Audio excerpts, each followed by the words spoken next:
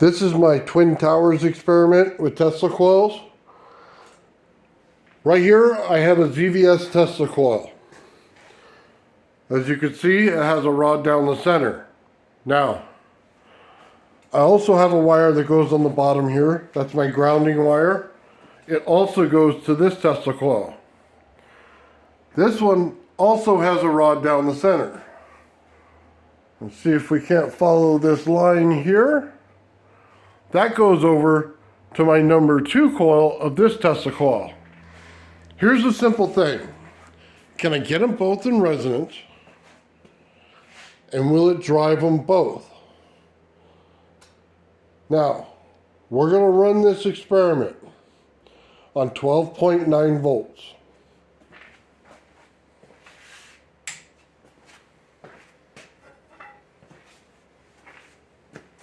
This Tesla coil is on.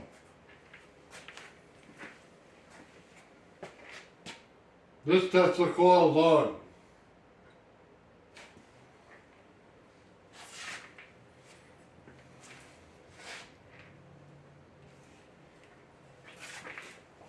We know that the line across the top is absolutely fully powered. Now here's what's going to boggle your mind.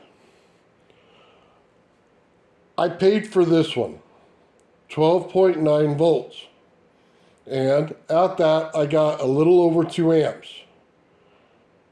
I did not pay for that one. That one right there is simply grounded. So, did I break unity in doing this? I absolutely paid for this one. I didn't pay anything for that one. There's no driver on it, there's nothing on it, but it runs. Let's take a look at the specifics of it. You can decide whether it's over unity or not. That's not something that I need answered.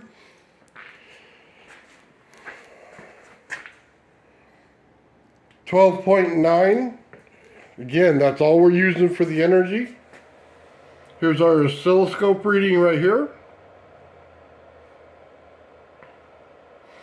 And by the way, it's resonating beautifully. So, what I want to check out is the field here is super strong. As I pull it out, it gets weaker. Now, I can see this in person. I don't know if it picks it up on the camera. There's the little black lines that show up in this when you start to get away from a field. But because I'm between 2 fields and I have a wire on top, it gets brighter there, not so much there. We can see the difference. But it also is brighter there, and not so much there, but brighter again here. So, there's obviously something going on here. There's 2 towers. I paid for one. I didn't pay for the other.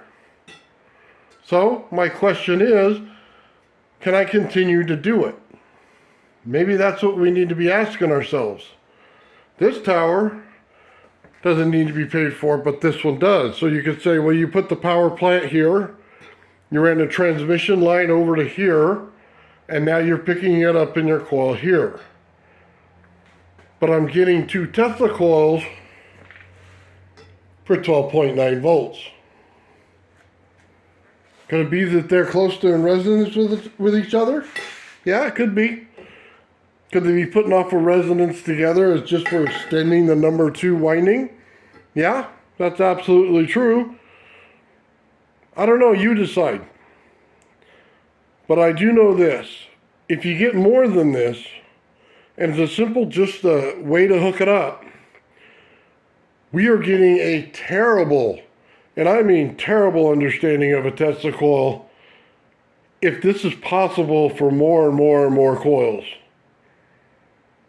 So, did I break unity? Did I not? Is it just a simple trick? One of the crazier things is the rod down that one, and that rod, by the way, you want a free lunch, that rod gives you a free lunch right there. You paid for this one, the rod's your free lunch.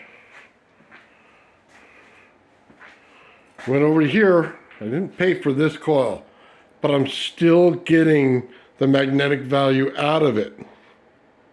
Now, what kind of coils do I want to put around it? Where can I break it with an air gap but still get it in capacitance? Those are some of the things you should ask yourself as well. You see, all too often we just think of a Tesla coil as a sparkler. The problem is that it's not. This is a transmission machine. This is what Tesla invented. Doing the test to see how he did it makes you understand something more about what we're dealing with here. By the way, it's been running for 5 minutes. It's not even hot. This thing can run all day long in perfect resonance. You tell me what you think, but I think we're just scratching the surface of what Tesla intended.